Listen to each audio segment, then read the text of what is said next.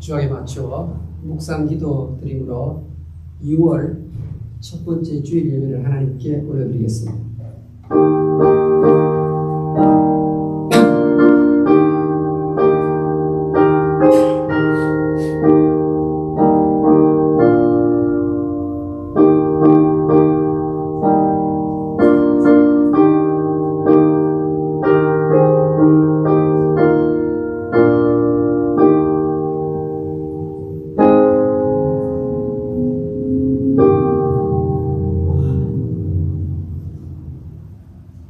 그런즉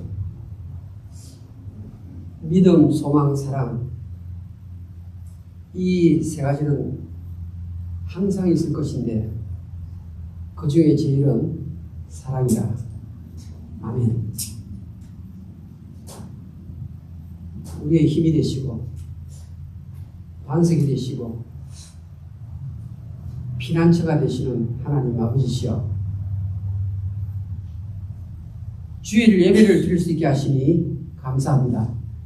우리의 마음의 눈을 이 시간 열어주시옵소서. 보좌에 앉아 계신 영광스러운 하나님을 보게 해주시옵소서.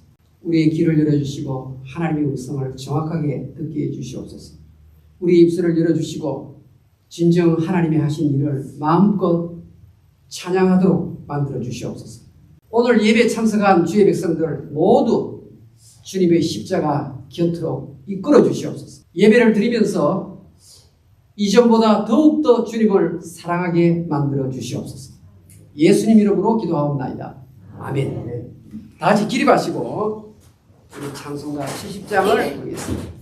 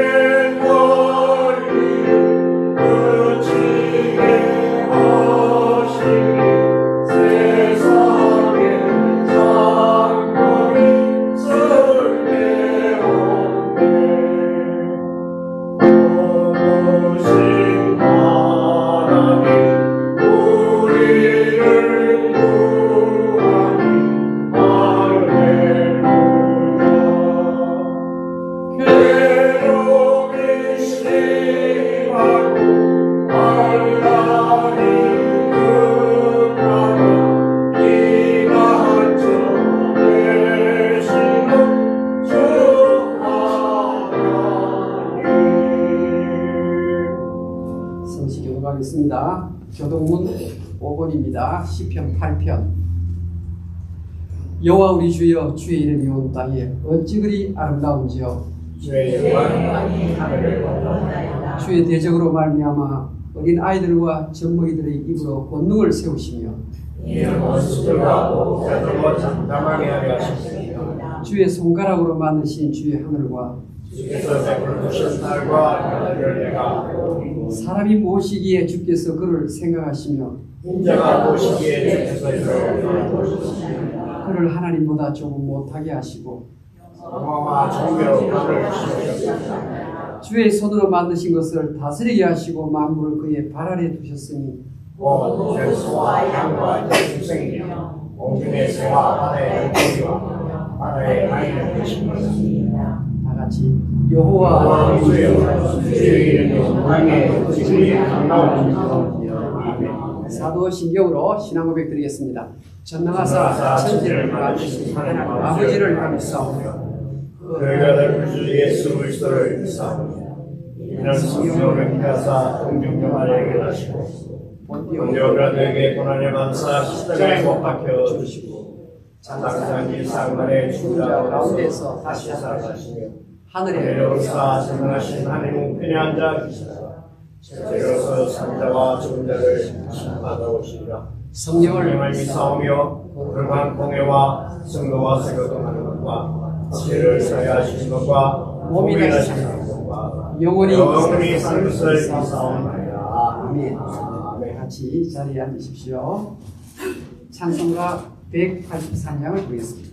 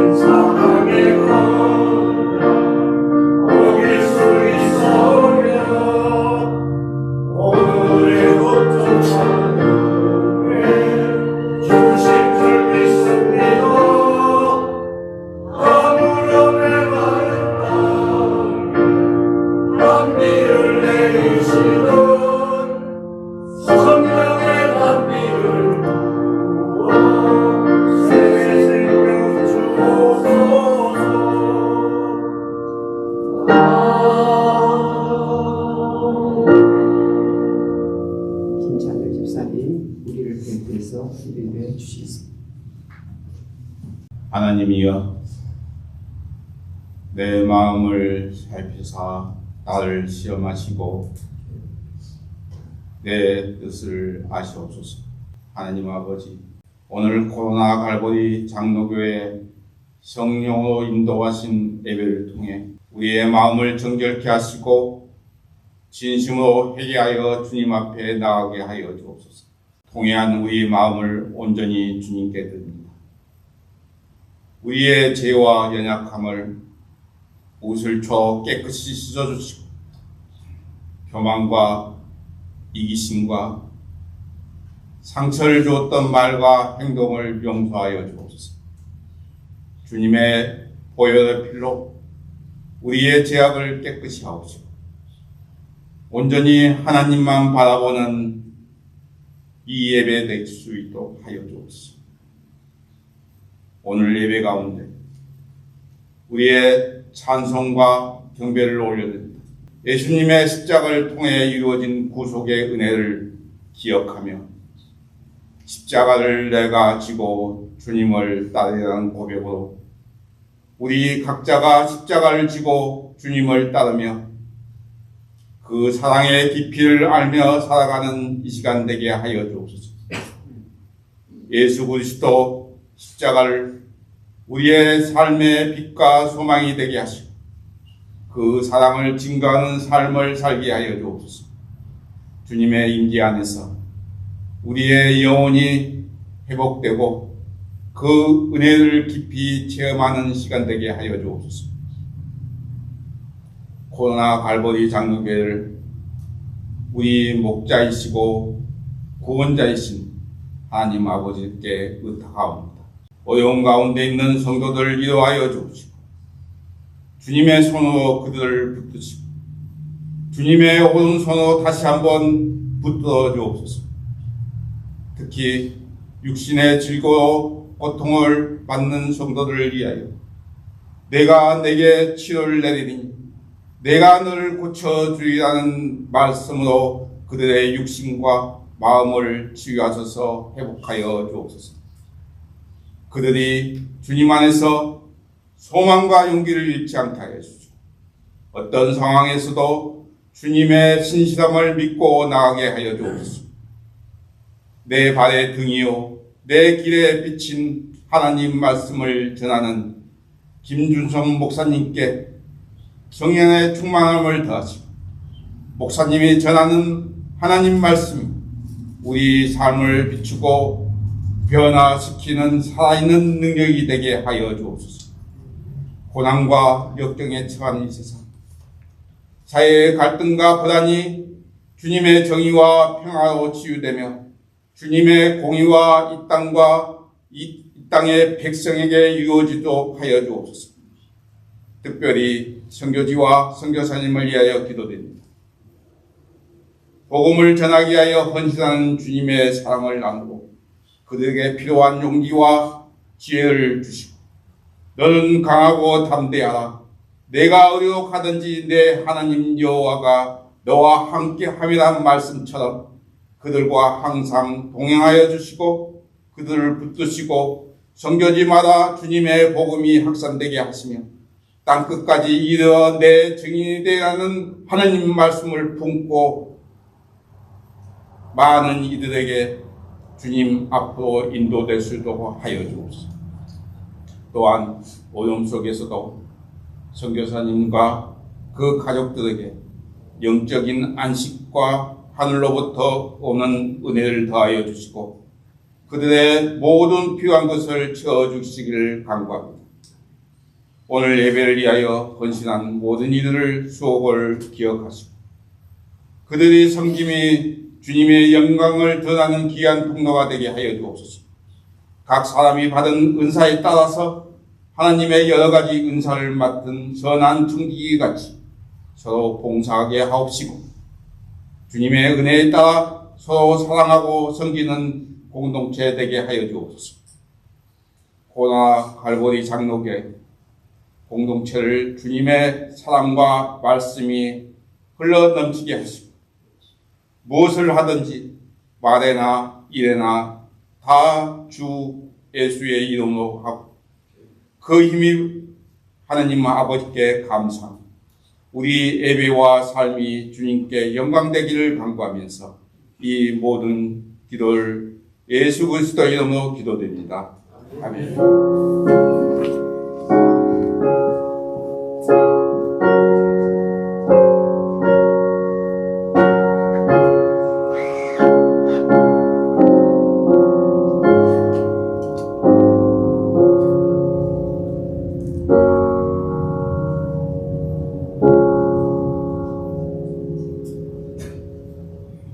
하나님의 말씀을 보겠습니다. 마태복음 2장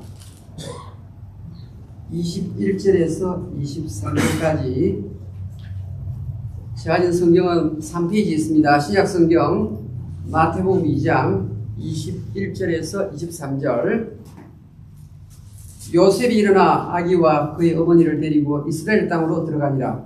그러나 아킬라오가 그의 아버지 헤롯을이어 유대의 임금됨을 듣고 거기로 가기를 무서워하더니 꿈에 지시하심을 받아 갈릴리 지방으로 떠나가 나사렛이란 동네에 가서 사니 이는 선지자로 하신 말씀에 나사렛 사람이라 칭하리라 하심을 이루려 하심이라.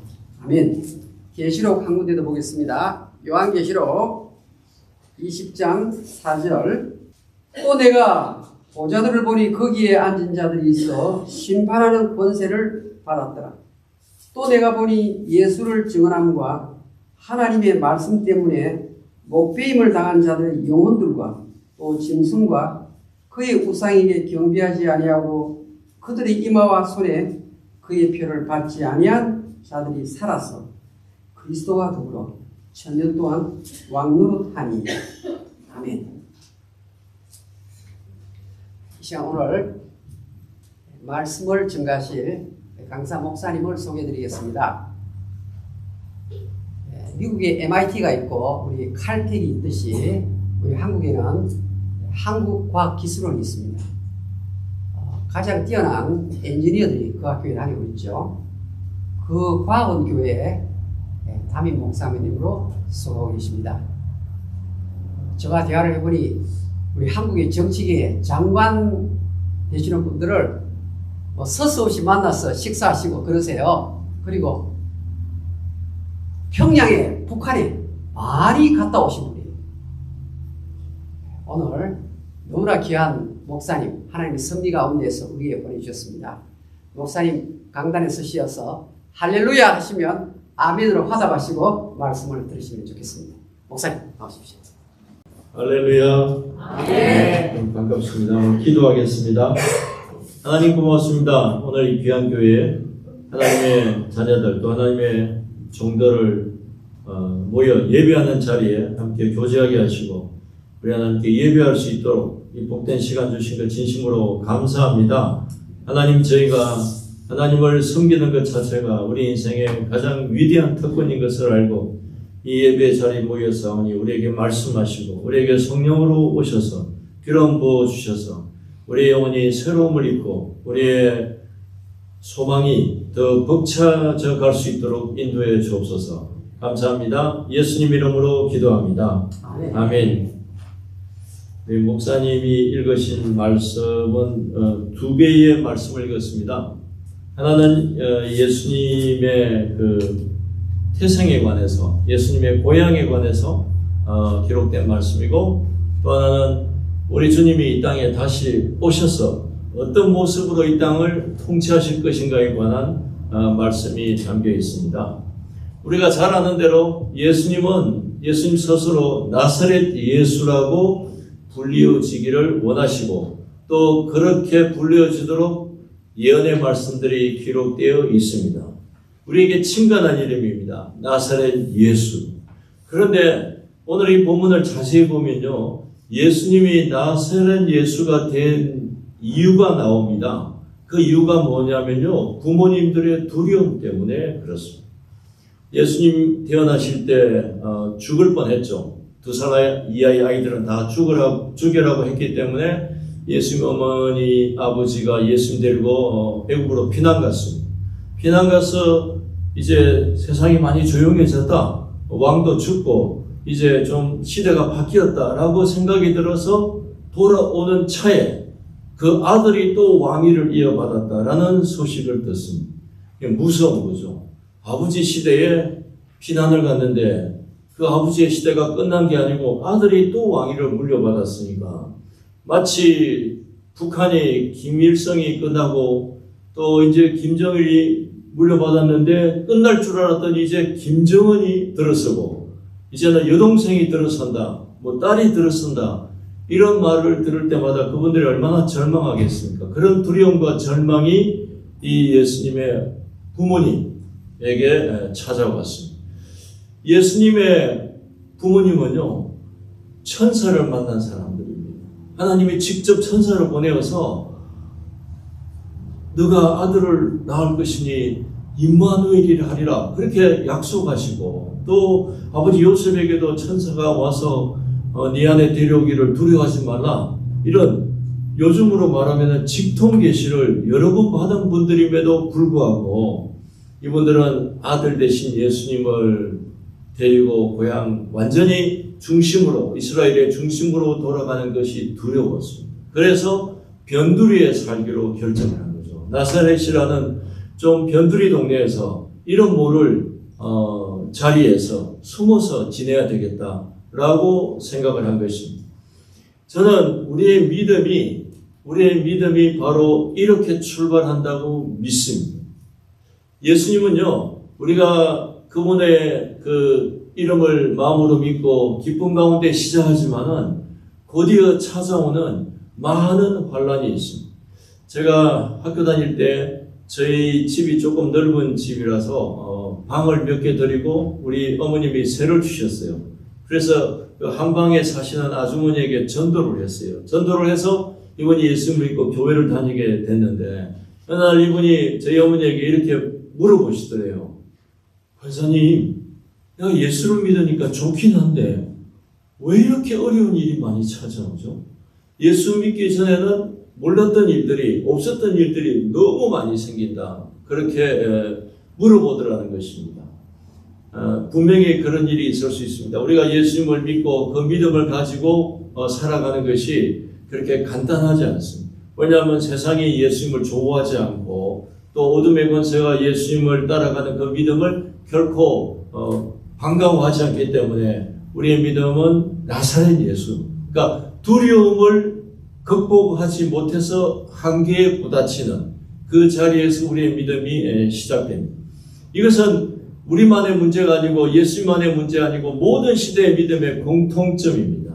아브라함은요, 갈대우르를 떠났습니다. 하나님께서 이제 떠나라. 너의 고향, 너의 친지를 떠나서, 너 아비의 집을 떠나서 내가 약속할 땅으로 가라. 라고 말씀하셨지만은 아브라함은 단번에 도착하지 못했습니다. 하나님께서 그 아버지가 나 이상 더 못 가겠다. 아들아, 나는 여기서 머물러야 되겠다. 라고 버틸 때 그 아버지를 모시고 하나님 땅에서 어느 정도 상당한 시간을 보내었습니다. 이처럼 새로운 믿음의 삶에 대해서 도전하는 것은 결코 쉽지 않습니다. 상당히 어렵습니다. 그 과정을 우리에게 있다는 것을 너무나 잘 알기 때문에 너희는 믿음을 가지고 살아가는 게 쉽지 않다. 너희는 믿음을 따라 나를 마음으로 믿고 입술로 시인하며 가는 구원의 길이 결코 쉽지 않다는 걸 너무나 잘 알기 때문에 예수님은 예수님 자신의 이름을 나는 나사렛 예수다 라고 불리우기를 선택하신 것입니다. 그 말은 뭐냐면 너희의 믿음은 그 시작할 때 분명히 두려움에서 시작한다. 그 믿음을 지켜가는 것이 얼마나 쉽지 않은 것인가를 내가 잘 알고 있다 라고 말씀하는 것입니다. 그래서 나사렛 예수라는 말은 우리에게 큰 위로가 됩니다. 주님, 저는 연약합니다. 저는 세상에서 잘 이기지 못합니다. 주님, 저는 세상에서 믿음을 지킬 때 때로는 두려워서 뜹니다. 라고 고백할 때가 얼마나 많습니까? 제가 오늘도 오전에 다른 교회에서 잠깐 이제 예배를 드리고 왔는데 그 예배 시간에도 대표 기도하시는 장로님도 그렇게 기도하시더라고요. 주님, 저희가 지난 한 주 동안 생활하면서 죄를 이기지 못하고 여러 가지 힘든 가운데 또 지내다 왔습니다. 라고 고백을 하시더군요. 이것은 우리의 잘못이라기보다는 우리의 어떤 그 연약한 현실을 하나님께서 미리 아시고 우리에게 그렇게 증명하신 것입니다. 나는 나사렛 예수다. 너희가 두려움 가운데 아들인 예수님을 데리고 더 중심인 예루살렘이나 예수님은 예루살렘을 가야 되거든요. 예루살렘까지 가기에는 너무나 두려워서 갈 수가 없구나. 그러니 여기서 변두리에서 외곽에서 그냥 머물다 가자라고 결정할 수밖에 없는 그런 한계를 너무나 잘 아십니다. 그러나 오늘 제가 이 말씀을 드리는 것은 오늘 이 본문의 말씀과 또 요한계시록의 말씀을 통해서 우리 성도님들과 함께 나누고 싶은 것은 우리의 시작은 그런 말씀 있잖아요. 너희의 시작은 미약하였으나 너희의 나중은 창대하리라고 말씀하신 하나님은 우리에게 연약한 시작에서 우리를 이끄시지만은 연약한 시작에서 시작한다고 해서 연약함으로 마치게 하지는 않으시는 분이라는 것을 우리가 소망 가운데 받아들여야 하는 것입니다. 요한계시록의 말씀은 우리에게 이런 말씀을 약속하십니다. 너희가 1000년 동안 왕노릇하리다. 그리스도와 함께 왕이 될 것이다 라고 말씀하십니다. 여러분 성도님들 어떠십니까? 이렇게 기분이 내가 지금 살아가는 것이 왕이다 그렇게 느껴지십니까? 느껴지시는 분 한번 손을 한번 들어보십시다. 좀 덜 느껴지시는가 봐요. 네. 그렇죠? 이게 우리나라도 아니고 남의 나라고 제가 이제 한 일주일째 이제 미국을 좀 다녀보는데요. 저도 약간 기가 죽으려고 그래요.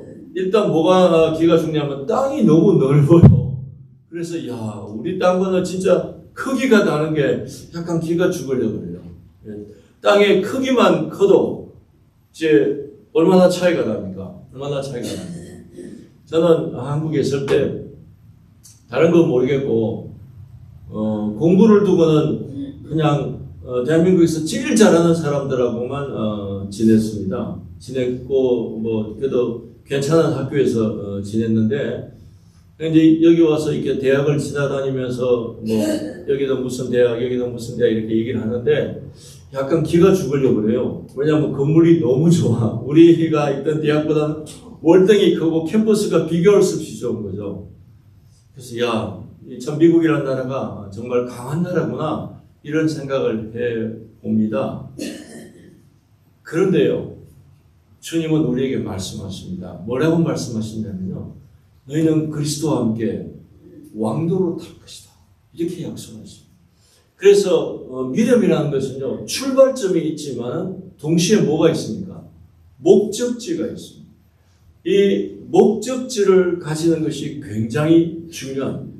우리가 차를 타고 여행을 할 때 제일 먼저 내비게이션을 이렇게 설정하지 않습니까? 내비게이션을 설정하면 그 내비게이션이 위성 신호를 받아서 제일 먼저 현재 좌표를, 현재 출발점을 딱 인식을 합니다. 그러면 우리가 뭘 입력해야 되냐면 목적지를 입력해야 됩니다. 제가 여기 올 때도 이렇게 여기 뭐죠? 코로나? 예, 코로나를 딱 입력을 해서 이렇게 차를 타고 왔습니다. 이 두 가지 좌표죠. 출발 좌표와 목적지 좌표가 설정되면 그때부터는 여행이 시작하는 것입니다. 우리의 믿음도 마찬가지입니다. 우리의 믿음도 출발 좌표가 있습니다. 그 출발 좌표가 뭐냐면 나사렛 예수입니다.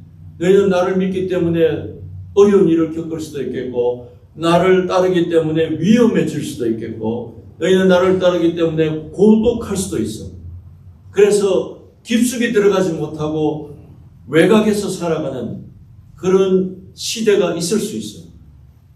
그래서 나는 그런 너의 연약함을 두고 내 이름을 나사렛 예수라고 불리우는 것을 선택한 거야 라고 말씀하시는 것입니다. 그러나 예수님은 영원히 나사렛 예수는 아닙니다. 그분은 영원토록 나사렛에 거하지는 않으십니다. 그는 비록 예루살렘에 들어오셔서 십자가에 달려 죽임을 당하셨지만은 그러나 이렇게 말씀하십니다. 나는 다시 올 것이고 나는 세상에 다시 올 때는 왕으로 올 것이고 내가 올 때는 나만 왕이 아니고 너희도 나처럼 나와 함께 천년 동안 왕도로 탈 것이다 라고 말씀하시는 것입니다. 이것이 하나님의 약속입니다. 그러므로 모든 그리스도인들은요 목적지를 생각하며 걸어가야 합니다. 어떤 여행도 출발점을 생각하는 여행이 아니고 목적지를 전제해서 달려가는 것이 여행인 것입니다. 저는 군대에서 군종장교를 했습니다. 우리 목사님도 아마 군종장교를 한 걸로 제가 알고 있습니다. 그러면은 제가 있던 부대는 굉장히 긴 행군을 합니다. 굉장히 긴 행군을 합니다. 며칠씩 걸어 다니는 일을 해야 됩니다. 그럴 때 제가 있던 교회에 이제 많은 병사들이 같이 훈련을 나가죠. 그러면 그분들이 부탁을 하는 게 있습니다. 목사님, 우리가 행군을 하고 돌아올 때쯤 되면은 벌써 그 전방에는 밤에 조용하니까요. 한 10km 정도 거리는 교회에서 음악을 틀면 그 소리가 들립니다. 멀리 있는 그 고개까지 소리가 다 들립니다. 그럴 때 이렇게 부탁합니다. 목사님, 음악을 틀 때 템포가 아주 빠른 행진곡을 틀어주셔야 됩니다. 왜냐? 우리는 이미 행군을 일주일씩 5씩 행군을 했기 때문에 몸이 지칠 대로 지쳐 있습니다. 그럴 때 만일에 리듬이 아주 부드러운 이런 날 사랑하시 뭐 이런 노래 불렀다가는 우리는 다 주지 않습니다. 예. 그때는 오직 굉장히 빠른 행진곡의 음악을 틀어야 그 리듬에 맞춰서 우리가 힘을 내서 걸어올 수 있습니다. 우리가 목적지를 향해 갈 수 있습니다. 이렇게 부탁을 합니다. 주님은 우리에게 이처럼 말씀하십니다. 우리가 절망의 자리에서 두려움의 자리에서 시작을 하지만은 너의 목적지는 왕과 같이 행진하며 승리하는 길로 나아갈 것이다. 그걸 내가 너희를 데려갈 것이다. 그렇게 말씀하는 것입니다. 제가 한 예를 들겠습니다. 제가 지금 있는 교회에 처음 갔을 때 이사를 했습니다. 이사를 했는데 저희 교회에 나오던 학생들이 한 16명 정도가 이삿짐을 도와주러 왔습니다. 이삿짐을 도와주러 왔는데 그 대표된 학생이 저한테 이렇게 말했어요. 목사님, 오늘은 목사님이 박사 16명을 이삿짐 센터 직원으로 쓰신 겁니다. 가장 비싼 이삿짐 센터 직원을 쓰신 겁니다. 그렇게 말했어요. 그래서 저는 목사가 이사 오는데 이삿짐 좀 도와줄 수도 있지 이렇게 생각을 했는데 그게 지나고 보니까 이제 의미가 있는 거죠. 그리고 생활을 시작했는데 제게 하나의 그 고민이 생겼습니다. 왜냐하면 이 학교는 보니까 수희 아저씨하고 나 빼고는 다 박사예요. 그래서 너무 상류사회 사람들이 많은 거예요. 너무 상류사회 사람들이 많은 거죠. 그리고 이제 정부에서 뭐 총리를 하거나 장차관을 마치고 나면은 여기에 또 이제 비지팅을 해서 또 한 2, 3년 세월을 보내죠. 그 근처에 국제연구소가 많이 있습니다. 국제연구소가 많이 있어 제가 이제 순회하며 설교자로 지냈는데 가다 보면은 그 예배에 나오시는 그 기관 안에서 교회는 아니지만 기관 안에서 강당을 빌려서 예배를 드리는 경우가 많습니다. 그 예배를 드리다 보면은 이분은 전 참모총장이고 이분은 전 국방부 차관이고 그런 분들 장관님들 굉장히 자주 오십니다. 근데 한편 괜찮기는 한데 어느 날 성경을 보는데 이런 말씀이 있어요. 세례 요한의 제자들이 요한이 사람을 보내서 예수님에게 질문을 안 하게 합니다. 오실 그이가 당신입니까? 아니면 우리가 다른 사람을 또 기다려야 됩니까? 라고 질문을 합니다. 이 요한이 마음에 어려움이 생긴 거죠. 요한이 마음에 시험에 걸려서 감옥에 있으면서 저분이 진짜 예수님일까? 라고 하는 고민이 생겼습니다. 여러분 이상하지 않습니까? 세례 요한은 예수님은 하나님의 아들이고 메시아라고 누가 소개했냐면 세례 요한이 소개했습니다. 세례 요한이 소개를 했는데 소개를 해놔놓고 나서 자기가 어려워지니까 이건 진짜 메시아일까? 혹시 아닌 거 아니야? 이런 고민을 한 거죠. 저는 그 성경을 볼 때마다 그려지는 그림이 있습니다. 권투 선수들이 시합을 할 때 꼭 중간에 사회자가 나와서 홍코나 홍수환, 청코나 이렇게 소개하지 않습니까? 근데 만일에 사회자가 홍코나 홍수환 이렇게 소개해놓고 나오니까 당신 홍수환 맞아? 이렇게 물어보는 것과 비슷한 거죠. 자기가 소개해놓고 자기가 의심을 하는 거죠.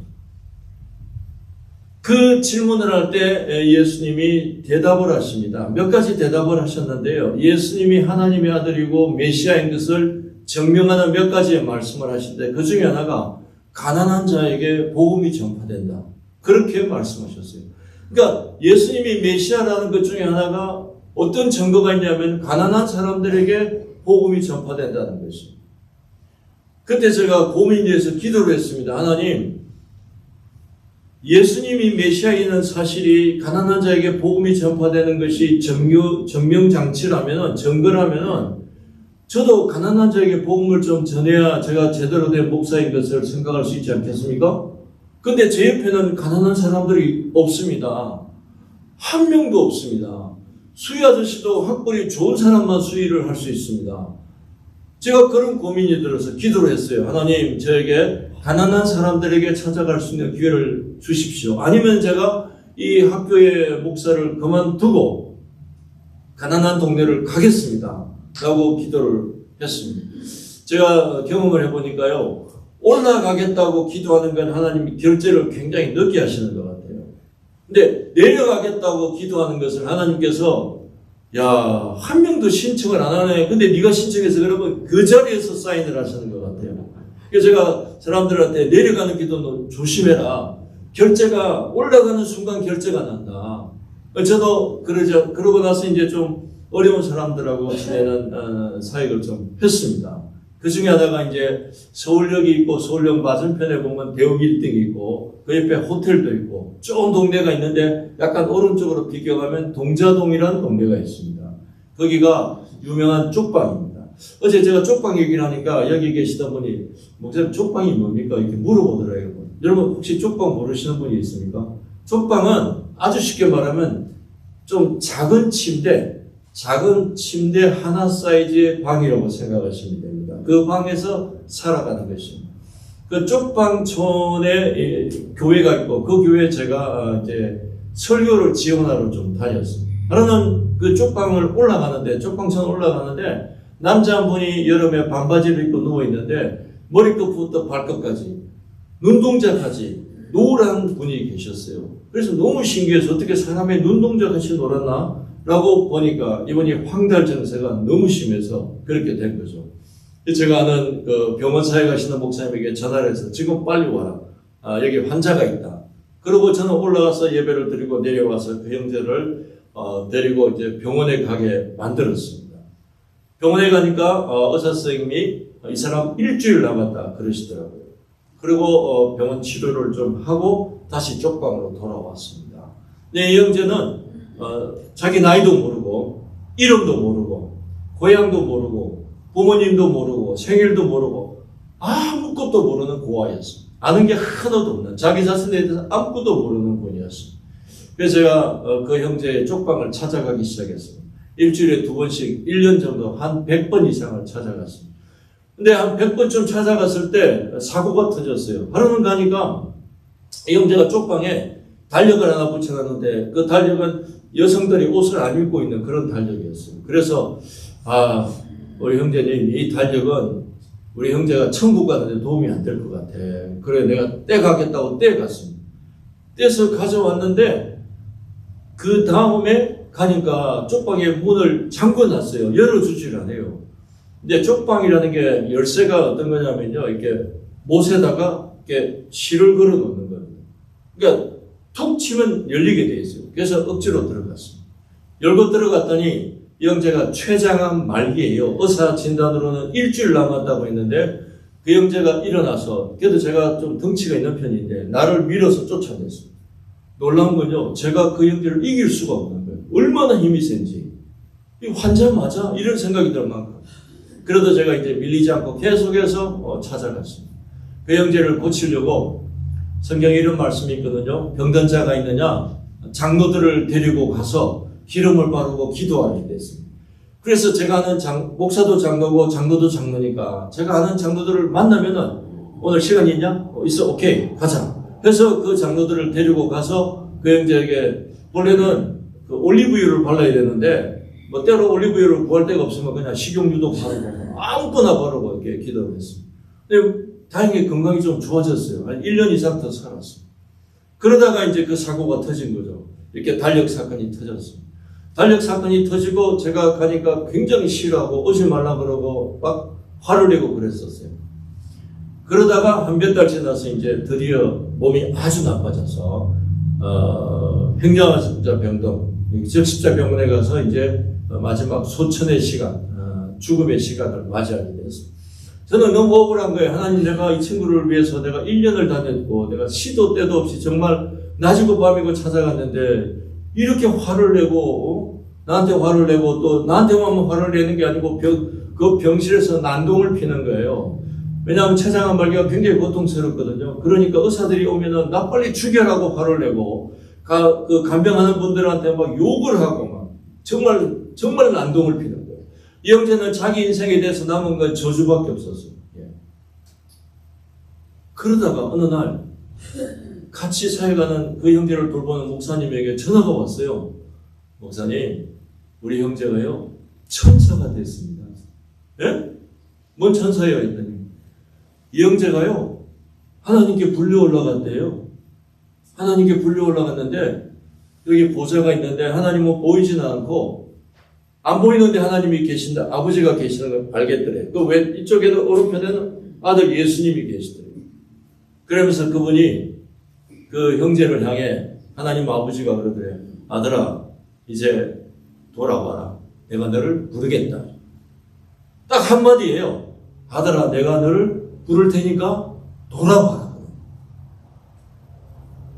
그 경험 한 번이에요. 그 경험 한 번을 딱 하고 이 형제가 어떻게 바뀐지 압니까? 감사합니다. 선생님 고맙습니다. 그동안 돌봐줘서 감사합니다. 갑자기 천사가 됐어요. 갑자기 천사가 될 뿐만 아니라 어떤 태도, 어떤 생각을 하게 됐냐면요. 여러분 그 족방은 어떤 길이냐면요. 길을 딱 들었으면은 막걸리 냄새가 도로 전체에 배어 있어요. 하도 술을 마십니다. 도로 자체가 술에 쩔어 있는 곳이에요. 그러니까 거기 있는 분들은 다 술 마시고 알코올 중독이고 다 기본이 그런 분들이에요. 예. 낮이고 밤이고 둘러앉아서 술 마시는 곳이에요. 그러니까 자기 동생들, 친구들이 지금도 여전히 거기서 술을 마시고 길에 쓰러져 자고 있는 거예요. 영재의 마지막 소원을 한 가지를 딱 가졌어요. 그 목사님에게 이렇게 말했어요. 내 친구들, 내 동생들, 쟤들도 내가 가는 아버지 집에 가야 돼. 근데 내가 지금 누워 있어서 어떻게 할 수가 없어. 그렇게 바뀌었어. 이 형제의 마지막 소원이 하나예요. 내 술 마시는 친구들, 내 술 마시고 길에 뻗어 있는 동생들을 누가 천국에 데려올 것인가. 그리고 그 형제가 소천하고 장례식을 치르게 됐습니다. 그런 길거리에 있는 그 연고가 없는 분들은요, 돈이 하나도 없기 때문에 서울시에서 정부에서 장례를 치릅니다. 그러니까 장례를 그 3일장 이런 장례가 없어요. 그냥 돌아가신 그날 최대한 이렇게 대충 해가지고 그냥 화장을 해서 그냥 뿌리면 끝이에요.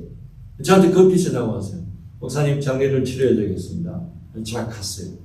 가니까 연고가 한 명도 없으니까 그 동네에 술 마시고 길에 뻗어있던 친구들이 그날은 그래도 다 정신 차리고 운구를 하려고 쫙 도열해 있어요. 제가 그랬습니다. 우리 여기 있는 친구들, 지금 그 관에 누워있는 이 형제가 뻘떡 일어나서 여러분들에게 하고 싶은 말을 못하니까 내가 대신한다. 그러니 이 형제가 가는 그 아버지의 품으로 여러분들도 가야 됩니다. 그게 이 형제의 마지막 소원. 예수님 믿고 하늘에 계신 아버지에게 돌아갈 준비를 해라. 그렇게 말했습니다. 저는 왜 이 예를 드냐면요. 이 형제는 자기 이름도 모르고 세상의 원망과 저주로만 살았습니다. 네. 그리고 너무나 아프기 때문에 빨리 죽여라고 의사에게 화를 내고 있었습니다. 자기를 돌보는 간병인들에게 입에 담지 못할 저주를 했습니다. 그러나 이분이 하나님의 보좌를 봤습니다. 하나님을 봤습니다. 하나님의 나라를 봤습니다. 완전히 태도가 바뀌었습니다. 첫 번째는 감사의 사람이고요. 두 번째는 세상을 염려하는 사람이 됐어요. 자기 친구들을 염려하는 사람이 됐어요. 염려하는 사람. 우리는 우리에게 어떤 약속이 있는지를 생각해야 됩니다. 우리는 두려움에서 나사렛 예수님을 만나서 우리가 믿음 때문에 믿음을 지키고 살아가는 것이 얼마나 고달프고 힘든가를 생각하는 데서 출발할지 모르지만은 주님은 우리에게 이렇게 말씀하십니다. 너희의 시작은 나사렛 예수. 내가 너희를 처음 만날 때는 나는 나사렛 예수였어. 너희가 두려워하고 염려하고 절망하고 공고한 그 자리에서 내가 너희를 만나고 너희를 데려오기 시작하지만은 나는 너희를 어디로 데려가냐면은 너희를 왕 같은 자리에 세울 거야. 내가 세상을 왕으로 통치할 때 너희도 같이 왕처럼 일하게 될 거야. 그렇게 말씀하시는 것입니다. 저는 이 미국을 오기 얼마 전에 장례식을 치렀습니다. 그 형제는 제가 생각할 때요. 제가 그 어려운 사람들하고 지내기로 결심하고 나서 이제 알코올 중독자들하고 누가 저보고 그러더라고요. 목사님 참 희한한 일을 한대요. 왜냐하면 아침에 그 박사들한테 설교하고 오후에 가서 길거리 사람들하고 논다는 거예요. 그것과 그걸 왔다 갔다 한다는 거죠. 저는 그게 재밌었어요. 근데 그 중에 한 명이 동생은 그 박사학위, 저희 학교에서 박사학위를 받고 국정원에 아주 고위직을 한 동생이고, 형은 평생 알코올 중독으로 산 형이 있었어요. 그 동생, 그 형을 제가 같이 지냈습니다. 그리고 예수님을 믿게는 됐어요. 그런데 술을 잘 끊지 못하더라고요. 얼마 전에 이 형제가 갑자기 세상을 떠났다고 해서 이제 제가 장례식을 치러 갔어요. 염을 하기 위해서 병원에 이제 이렇게 관에 입관도 하지 않고 염만 된 상태에서 그 동생이 제게 부탁을 해서 장례식을 치렀어요. 그 누워있는 형제가, 제가 이렇게 말했거든요. 그 형제가 석훈인데, 석훈이는 내 인생의 3분의 1을 투자했던 친구라고 그렇게 말했어요. 그만큼 그 형제와 아주 어려운 시간을 보냈어요.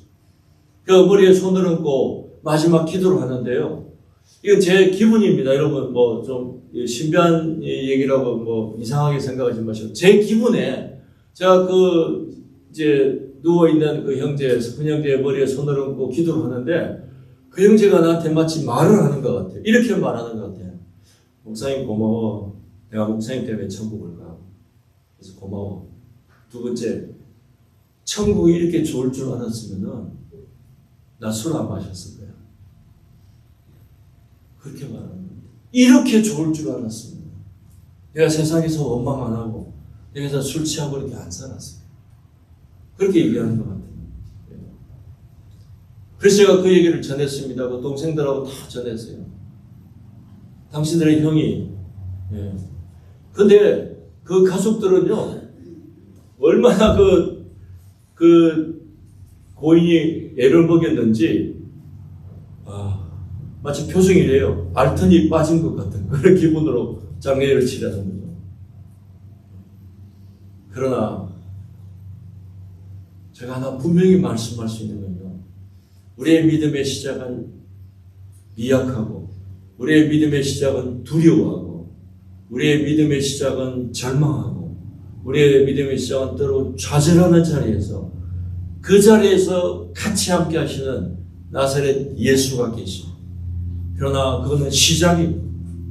주님은 우리에게, 나는 나사렛 예수로 너희와 함께 시작하지만은 나는 절대 그렇게 마치지 않는다. 내가 마칠 때는, 내가 다시 올 때는 왕으로 올 것이고, 왕 중의 왕으로 올 것이고, 나는 나를 끝까지 믿고, 나를 신뢰하고, 나를 어렵지만은, 나사렛 예수인 나를 끝까지 따라오는 나는 너희를 내가 왕인 것처럼, 너희도 왕처럼 대우할 것이고, 내가 세상을 통치하는 것처럼 너희도 세상을 통치하게 될 것이다. 그렇게 말씀하는 것입니다. 이것이 우리를 향한 하나님의 약속입니다. 그러므로 그리스도인들은 담대해야 합니다. 어깨를 펴고 살아야 합니다. 저는요, 처음에 미국에 와서 약간 미국이 좋다 이렇게 생각이 들었습니다. 그러나 제가 약간 교만한 데가 있거든요. 하나님 이승도 나라 갔거든요. 저는 눈에 찾아왔습니다. 하나님 나라를 기대합니다. 하나님이 통치하시는 위대한 그 통치의 나라를 제가 소망합니다. 그걸 저에게 약속하셨으니까 제가 그 나라를 꿈꾸며 달려갈 것입니다. 그 과정은 때로 두렵고 절망이 찾아오기 때문에, 나사렛에서 우리와 함께 거하신 그 어머니의, 그 아버지의 연약함 때문에 나사렛에서 머물러 주신, 예수님은 나사렛에 머물러 필요가 없는 분이, 그분은 본래 왕이신, 그러나 아버지의 두려움, 어머니의 두려움 때문에 나사렛에서 기다려 주시는 거죠. 나사렛에서 자라져 주는 거죠. 우리의 두려움의 자리에서 우리와 함께 하시고, 우리의 연약한 자리에서 기다려 주시는 그 주님이시만, 근데 우리 주님은 분명히 약속하십니다. 나는 너희를 데리고, 너희가 나를 따라오면 나는 너희를 내가 본래 가지고 있는 위치, 왕의 자리에서 모든 세상을 내 뜻대로 다스릴 때 너희도 왕의 자리에 놓일 것이다. 그렇게 말씀하는 것입니다. 제가 한 가지만 더 예를 들고 마치겠습니다. 제가 친하게 지내는 이스라엘 선교사님이 있습니다. 그분은 아주 초기에 이스라엘을 갔고요. 그 성경을 새로 히브리어에서 번역하실 정도로 이스라엘에서 아주 해박한 분입니다. 근데 이분이 이런 말씀을 하시더라고요. 우리 이제 모여서 그분의 말씀을 들을 때 하신 말씀 중에 성경에 보면 너희가 한 고을을 다스리게 될 것이다라는 고을이라는 단어가 있다는 거죠. 그 고을이라는 단어를 히브리어를 이스라엘에서 오래 연구하면서 느끼는 것이 그 고을이라는 단어를 빌리지 한 마을로 볼 수도 있지만은 조금 확대하면은 은하수라고 말할 수도 있답니다. 별이 보통 은하수가 별이 1000억 개 이렇게 모여야 은하수거든요. 근데 이 우주의 은하수가 얼마나 많습니까? 그죠? 그래서 하나님께서 우리에게 충성된 자에게 자네는 저 은하수 하나 맡아서 관리하게, 자네는 저기 은하수 2개를 맡아, 이렇게 하실 수 있다는 거죠. 그때는 우리가 시공간에 제한받지 않고 이동할 수 있기 때문에 하루에 은하수 한 2-3개 정도 관리할 수 있을 것이다. 하나님은 그런 분이시다 라고 말씀하시더라고요. 저는 은하수까지는 아니라 하더라도 하나님은 위대한 왕이시고 그분은 다시 오시면 왕으로 오시고 만물을 다시 통치하시고 만물을 완전히 회복하게 하실 것입니다. 그런 회복의 시간에 만물을 다시 통치하시는 왕으로 오셨을 때 우리를 나와 함께 왕처럼 세상을 통치하자라고 하는 제안을 우리에게 주시는 것입니다. 우리는 그것이 우리의 목적지, 우리의 출발점은 나사렛 예수지만 우리의 목적지는 세상을 왕으로 다스리시는 그 통치자인 왕과 함께 세상을 다스리시는, 세상을 함께 다스리는 하나님의 종들로, 하나님의 백성들로, 하나님의 사람들로 우리 교회를 부르셨다는 것을 기억하고 여러분 좀 더 담대한 마음으로 믿음의 길을 걸어가시기를 진심으로 축복합니다. 기도하겠습니다. 주님 고맙습니다. 우리가 세상을 살아갈 때 나사렛 예수, 두려움의 자리에서 기다려주시는 예수, 그분을 의지하고 살아가겠지만 그러나 이 믿음의 여정을 잘 걸어가면, 충성되게 걸어가면 우리에게 예비하신 것이 있습니다. 내가 세상 만물을 새롭게 하며 내가 세상을 다시 와서 왕으로 통치하실 때 너희도 다 함께 같이 왕으로 다스리게 만들어 주겠다는 이 약속이 우리에게 주어져 있음을 믿고 우리가 더 기쁘고 담대하게 소망을 가지고 우리의 믿음의 길을 걸어가도록 인도하여 주시옵소서. 감사합니다. 이 모든 말씀 예수님 이름으로 기도합니다. 아멘. 따라합시다. 그들이 세세토록 왕노릇 하리로다. 요한계시록 22장 5절 말씀. 아멘. 찬송가 68장을 하겠습니다.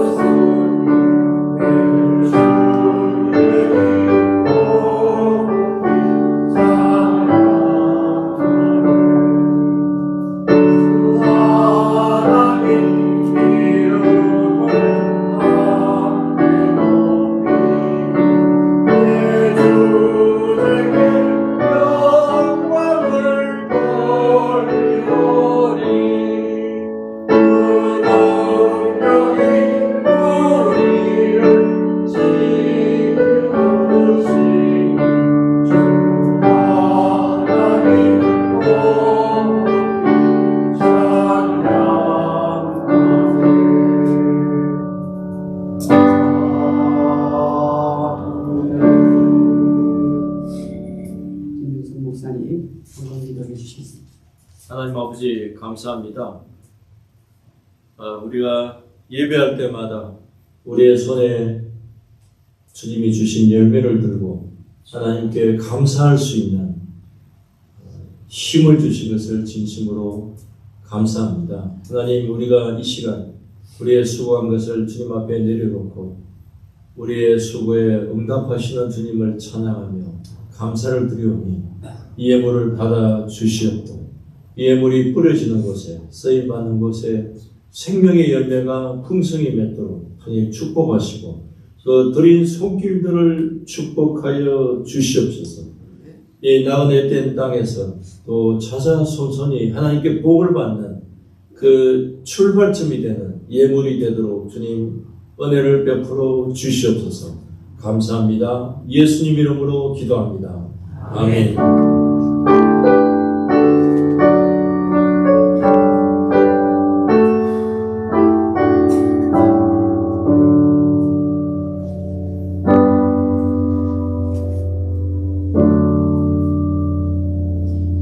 알림, 우리 주부에 적히는 내용을 보시고 오늘 식사 이후에 삼선 성경 보고 있겠습니다.